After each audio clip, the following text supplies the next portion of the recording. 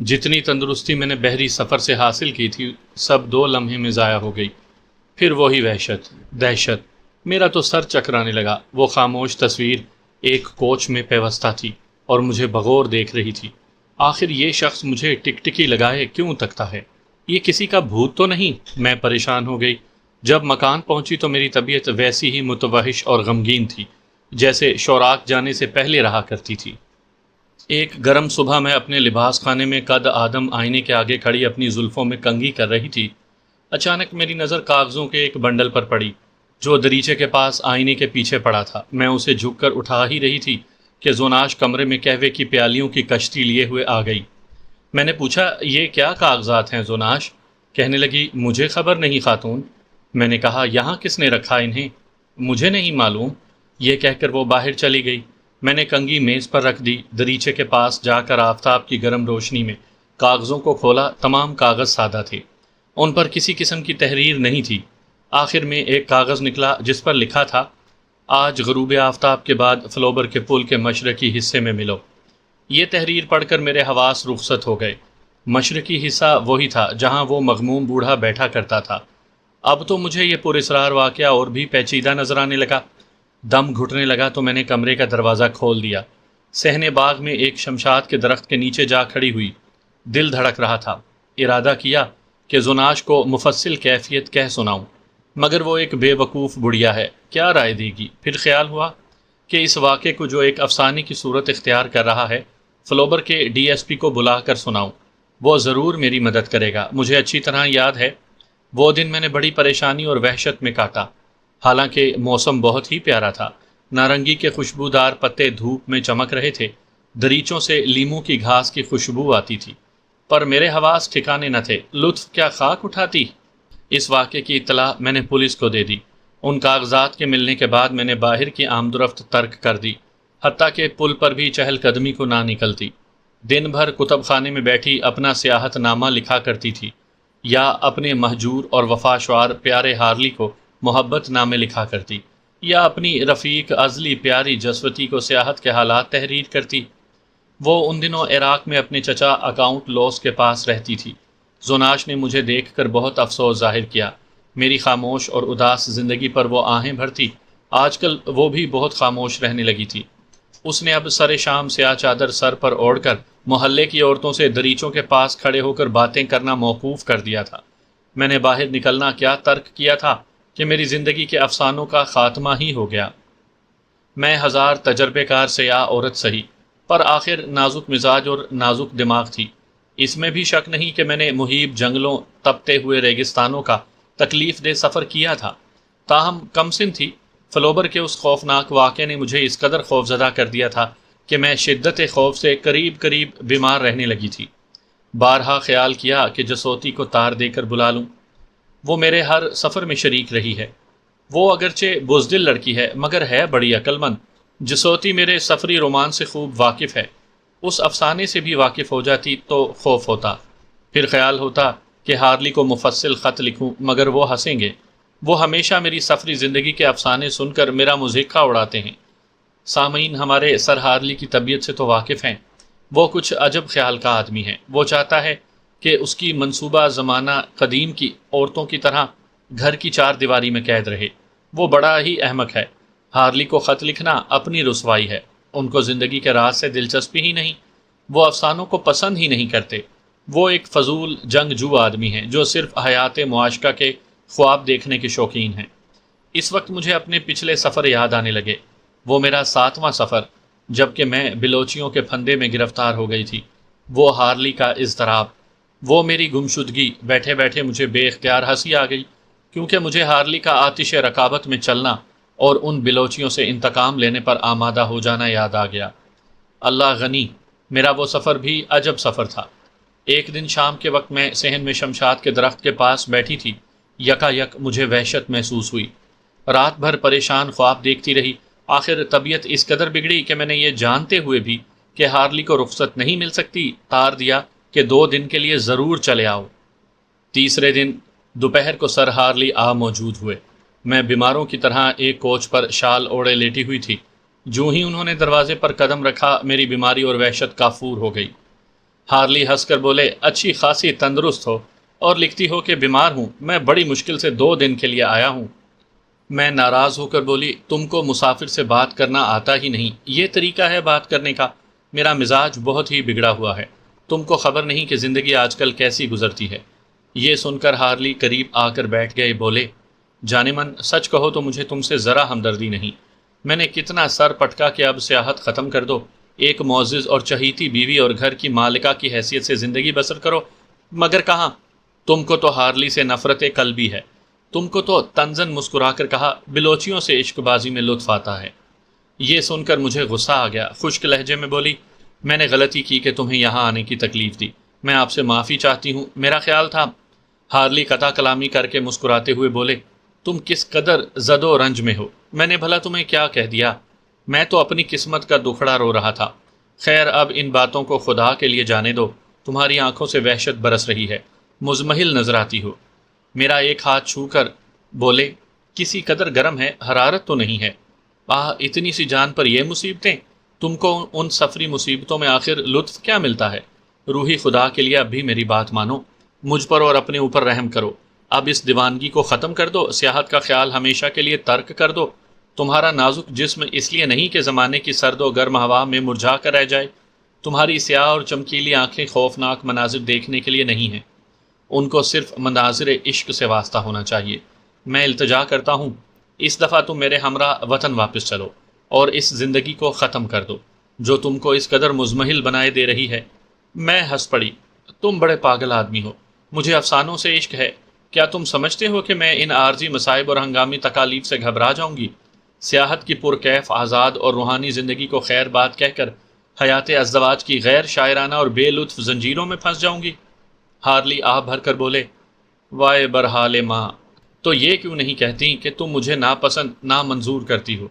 میری پیاری، آخر وہ کون سا خوش نصیب شخص ہے جس نے تم سی عورت کے دل کو فتح کر لیا ہے؟ روحی، تم نے مجھے دوزخ میں دھکیل دیا، تم نے اپنی شیدائی کو دھوکہ دیا، عمر بھر امیدوں میں رکھا، سبز باغ دکھائے، میں غریب تمہاری باتوں پر جیتا رہا، تمہاری محبت ہی میرے لیے سب کچھ تھی۔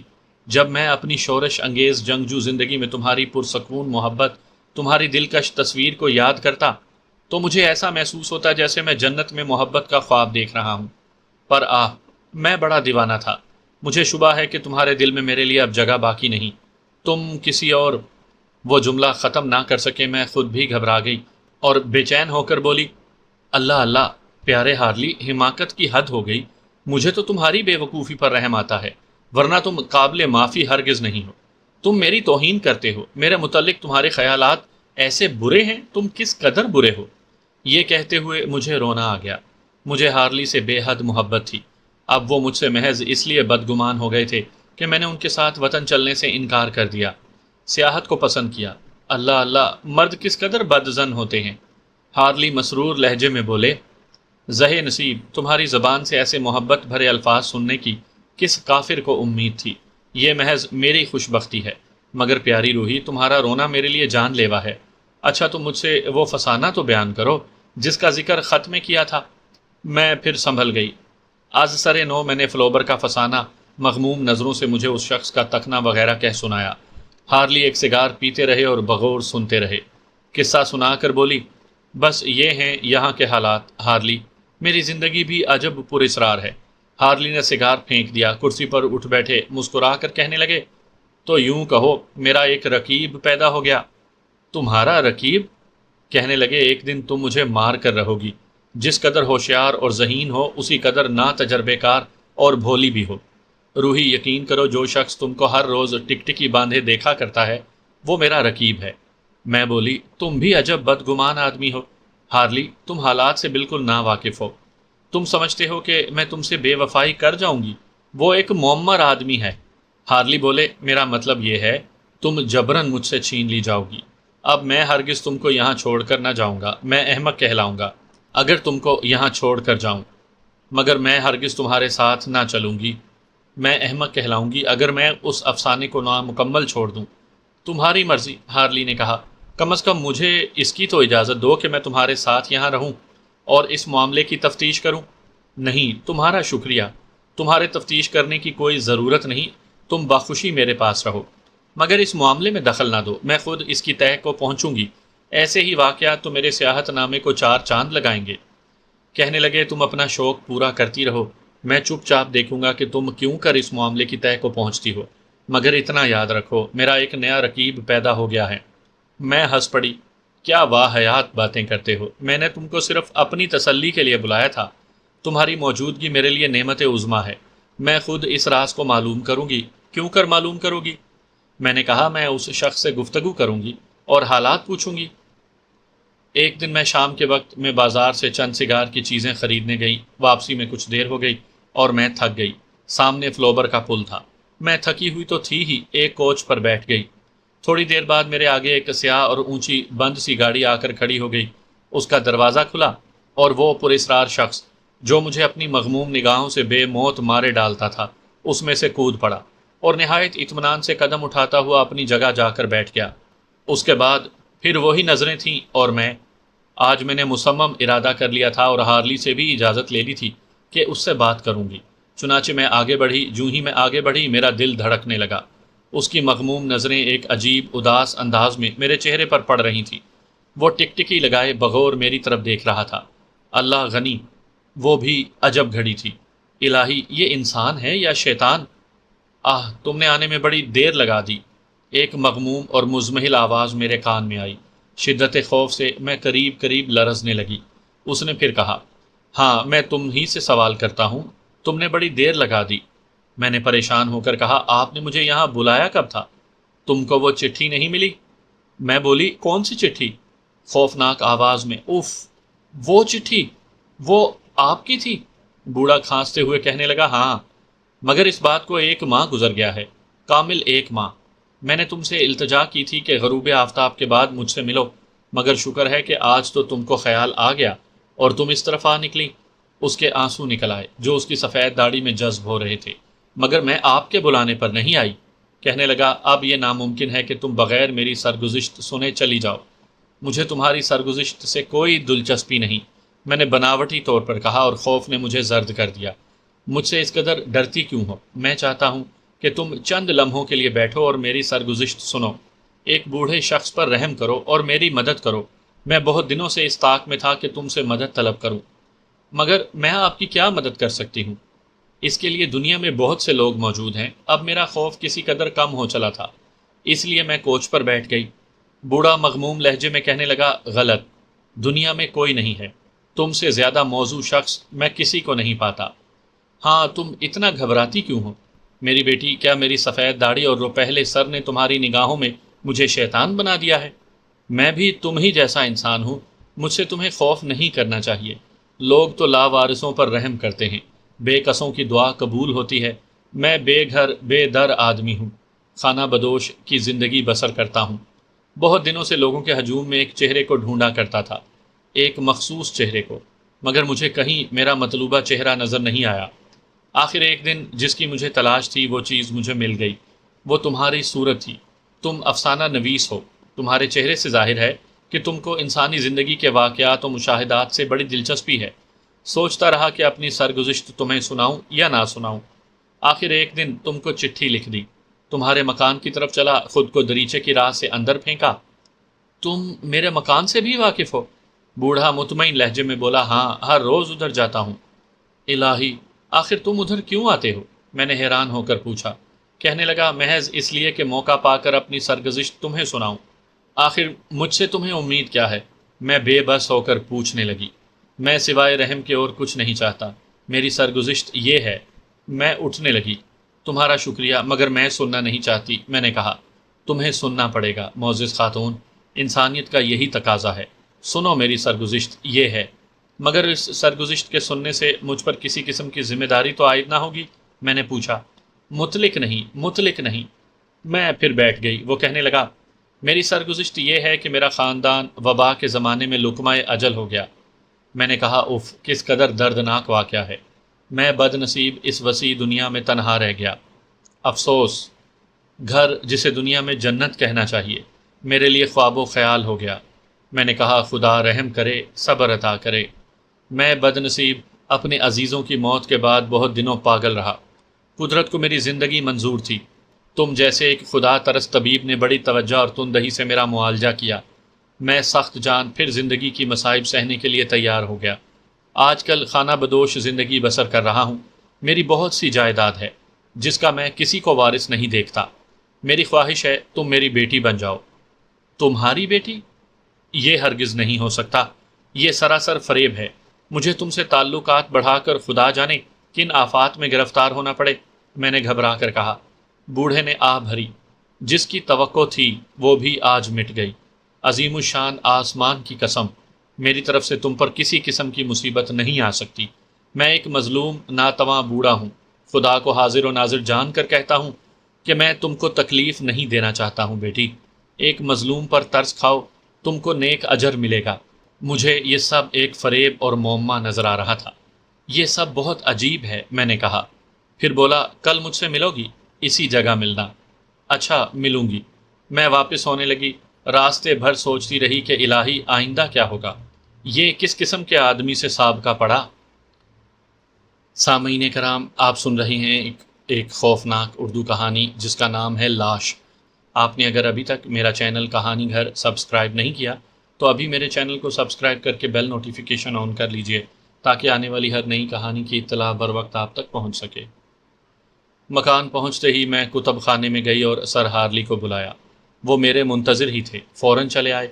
زوناش بھی اپنی موٹی کمر ہلاتی ہوئی کمرے میں آ گئی۔ میں نے دونوں سے مفصل کیفیت کہی۔ آفرین ہے تمہاری ہمت پر، آخر تم نے اسے اپنے پھندے میں گرفتار کر ہی لیا نا؟ ہارلی نے کہا۔ میں بولی، یہ نہ کہو، یوں کہو کہ اس نے مجھے اپنے پھندے میں گرفتار کر لیا۔ زوناش خوف زدہ ہو کر کہنے لگی،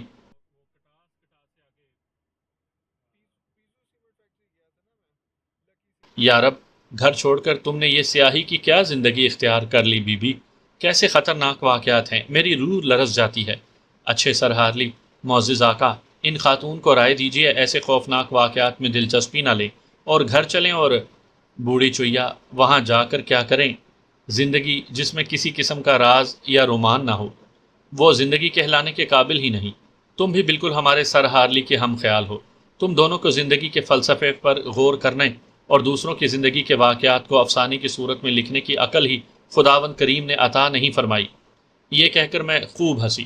ہارلی دریچے کے آگے کمر پر ہاتھ رکھے کھڑے سگار پی رہے تھے۔ ان کو سوائے پرتکلف عیش و آرام کی زندگی بسر کرنے کے کچھ نہیں آتا تھا، اسی لیے میں ان کو کسی قدر احمق سمجھتی تھی۔ میں ایک صوفے پر بیٹھ گئی، ایک سگریٹ سلگا کر ہارلی کی طرف دیکھا۔ میں نے ہارلی کو مخاطب کیا، کہو ہارلی، اب تمہاری کیا رائے ہے؟ یہ سن کر وہ آہستہ آہستہ آئے اور بیٹھ گئے۔ میں کیا کہوں کہ میری کیا رائے ہے؟ تمہیں زندگی کے راز معلوم کرنے کا ایسا ہی زبردست شوق ہے تو پھر میں بھی تمہارے ساتھ یہیں رہوں گا۔ ہر ممکن تدبیر سے تم اس کے راز معلوم کرو اور اپنے سیاحت نامے کے باب لکھتی جاؤ۔ اس سے دل پسند مشغلہ تمہارا کیا ہو سکتا ہے؟ مگر ایک بات ہے، اس شخص پر یہ ظاہر نہ ہونے دو کہ ایک مرد رفیق تمہارا مددگار ہے۔ اس سے تم فلوبر کے پل پر ہر روز مل کر گفتگو کرو۔ میں تم سے کسی قدر فاصلے پر ٹہلتا رہوں گا۔ یہ تدبیر ہے اس کے حالات دریافت کرنے کی۔ بہت اچھا، میں نے کہا، خدا بہتر جانتا ہے۔ خبر نہیں مجھے آئندہ اس رکیب سے کس قدر قوت آزمائی کرنی پڑے گی۔ ہارلی متفکر ہو کر بولے۔ میں چڑھ کر بولی، رکیب، تم تو مسخروں کی سی باتیں کرتے ہو۔ تم میں اب تک لڑک پن کی بے عقلی موجود ہے۔ ہارلی، ایک 70 سالہ معمر شخص کسی 17 سالہ لڑکی سے اظہار تعشق ہرگز نہیں کر سکتا۔ ہارلی مسکرا کر خاموش ہو گئے۔ اب یہ ہمارا معمول ہو گیا تھا۔ میں اور ہارلی ہر روز غروب آفتاب کے بعد فلوبر کے پل پر چہل قدمی کے لیے نکل جاتے۔ ہارلی تو وہیں ایک کوچ پر بیٹھ جاتے اور میں انار کے درختوں میں گھنٹوں اس پراسرار شخصیت سے مصروف کلام رہتی۔ ہماری گھنٹوں کی آہستہ آہستہ گفتگو، ایک پراسرار انداز سے ایک غیر آباد کونے میں بیٹھنا، یہ باتیں ایسی نہیں تھیں جو دوسروں کو متوجہ نہ کر لیتی۔ لوگ ہم کو جزیرہ سحر کے باشندے تصور کرتے تھے۔ رفتہ رفتہ تعلقات اتنے بڑھے کہ ایک دن میں نے ہارلی سے اجازت لے کر اپنی رضامندی ظاہر کر دی کہ یہ مظلوم شخص ہمارے گھر آ رہے۔ جس دن میں نے یہ خیال ظاہر کیا، بوڑھے شخص کے چہرے پر میں نے پہلی مرتبہ ایک عجیب مسرور روشنی رقص کرتی دیکھی۔ میں نے زوناش سے کہہ دیا تھا کہ ہمارا ایک مہمان آنے والا ہے، جب تک ہم فلوبر میں مقیم ہیں وہ ہمارے ساتھ رہے گا۔ تم مغربی حصے کا کمرہ صاف کر دو اور ضروری اسباب اس میں سجا دو۔ زوناش نے 2 گھنٹے میں کمرہ تیار کر دیا۔ ہارلی نے مجھے تاکید کر دی تھی کہ میں ان کی موجودگی کا بوڑھے شخص سے ذکر تک نہ کروں۔ میں نے بھی یہی مناسب سمجھا کہ اس باب میں ان کی بات مان لوں۔ میں شام کی عبادت ختم کر کے پرستش گاہ سے باہر نکل رہی تھی کہ ایک سیاہ بند گاڑی باغ کے دروازے پر آ کر رکی۔ ایسا معلوم ہوتا تھا کہ ایک جنازہ آیا ہے۔ زناش پہلے تو خوفزدہ ہو گئی۔ میں چونکہ اس سے قبل اس گاڑی کو دیکھ چکی تھی لہٰذا متاثر نہ ہوئی اور زناش کو بھی سمجھا دیا۔ گاڑی کا دروازہ کھلا اور میرا مہمان ایک عجب انداز سے گاڑی سے کود کر زینے پر سے ہوتا ہوا ملاقاتی کمرے میں آ گیا۔ سر ہارلی میرے کمرے میں تھے اور چلمن کی اوٹ سے مہمان کو دیکھ رہے تھے۔ خوش آمدید، میں نے کہا، مگر خوف اور دہشت سے میری آواز رک گئی۔ بمشکل کہنے لگی، آپ اپنا اسباب نہیں لائے؟ ہم خانہ بدوشوں کا کچھ اسباب نہیں سوائے اس صندوق کے۔ اس نے صندوق کی طرف اشارہ کر کے کہا۔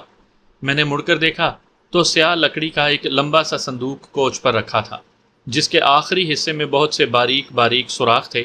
بظاہر یہ کسی باجے کا صندوق معلوم ہوتا تھا۔ باجا ہے؟ میں نے سوال کیا۔ ہاں ہاں میری بچی، تمہارا قیاس درست ہے، باجا ہے، کبھی کبھی بجایا کرتا ہوں۔ پھر ادھر ادھر دیکھ کر کہنے لگا، تمہارا گھر کس قدر خوبصورت ہے، اب میں اطمینان سے یہاں رہ سکوں گا۔ تم سی بیٹی میری خدمت کرے گی، مہربانی کر کے تم میرا کمرہ مجھے بتا دو۔ میں اس کو اس کے کمرے کی طرف لے گئی۔ اس نے ایک عجیب عجلت سے اس صندوق کو نہایت احتیاط کے ساتھ اٹھایا اور بغل میں دبا کر اپنے کمرے کی طرف لے بھاگا۔